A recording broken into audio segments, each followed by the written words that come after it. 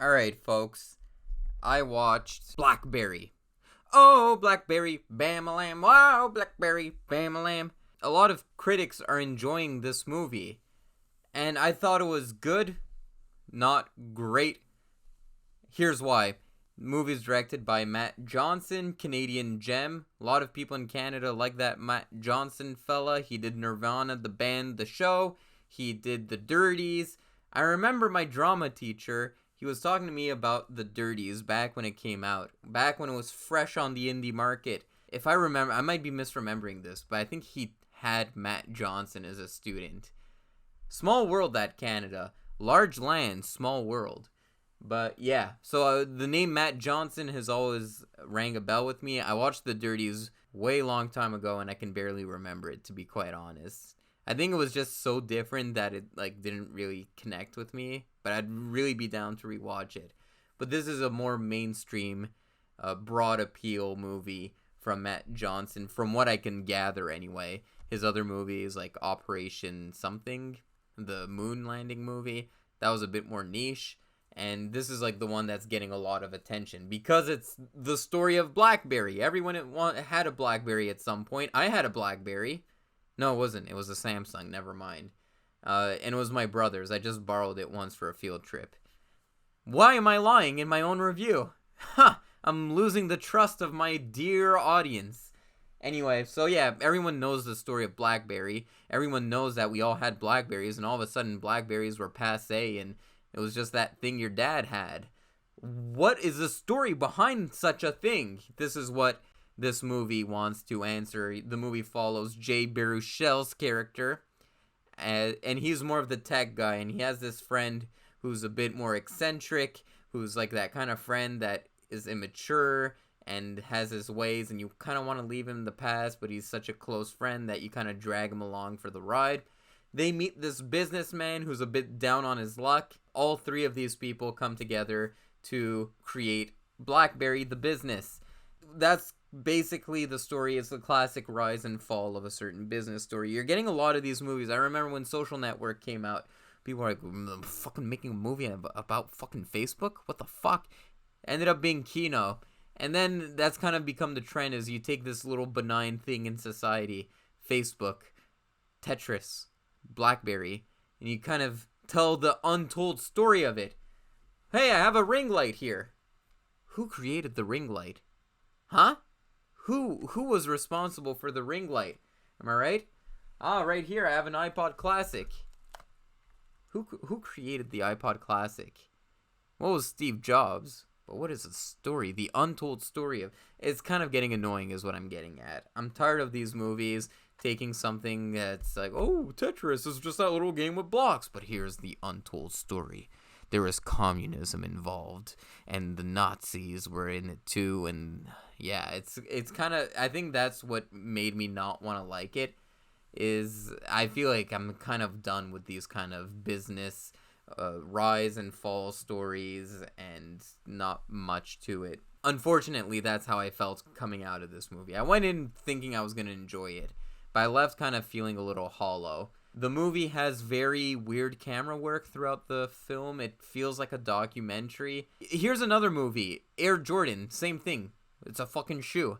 Let's make it into a movie. It's become a cliche at this point to do that kind of movie.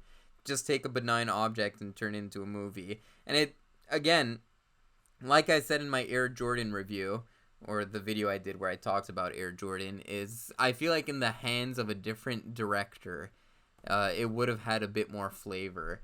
But as it stands, it just feels a bit too generic.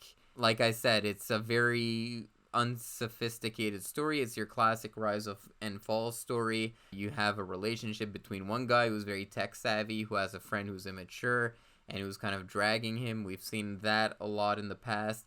The guy who plays the businessman, who they encounter and brings BlackBerry to the top, is very one-dimensional. That's like a big problem I had with the movie, is that all the characters feel flat.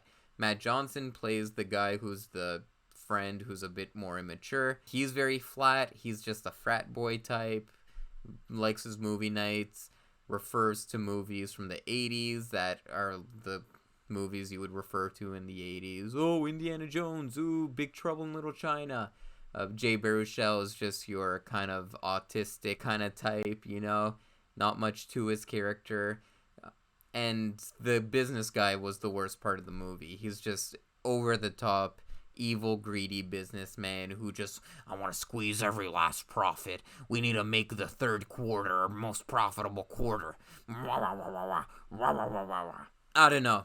It just didn't really resonate with me all that well, this movie.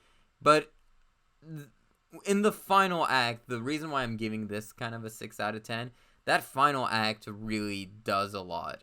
And I feel like going into the movie, you want to see BlackBerry fail. You want to see what happened. Because, again, everyone had BlackBerries, and all of a sudden it all came crashing. What happened? What was the story behind that? And when we get to that in the final act, that's when the movie really gets interesting.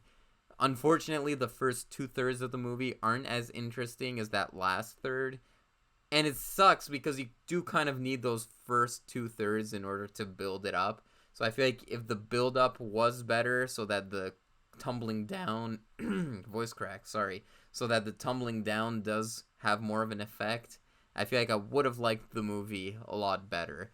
But as it stands, I feel like maybe if I had more knowledge in the career of Matt Johnson and previous films he's made, I haven't seen many of his movies. I saw The Dirties way back when, and I can barely remember it. But if I had a bit of more of a knowledge of what his style is, it probably would have hit me harder. I just thought the movie felt very amateurish, which may be what the director is going for. It's about this company that is very amateurish, but I don't think that's an excuse for sloppy camera work. I feel like humor is pretty subjective. I thought the humor in here was kind of eh.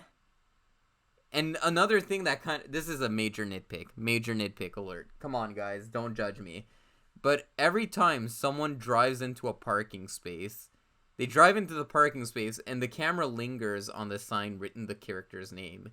Kept fucking doing that. And I'm like, we don't need to do it every time. Once or twice is enough.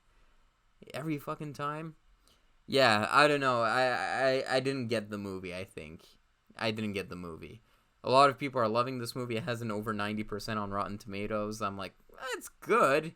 Nothing I haven't seen before.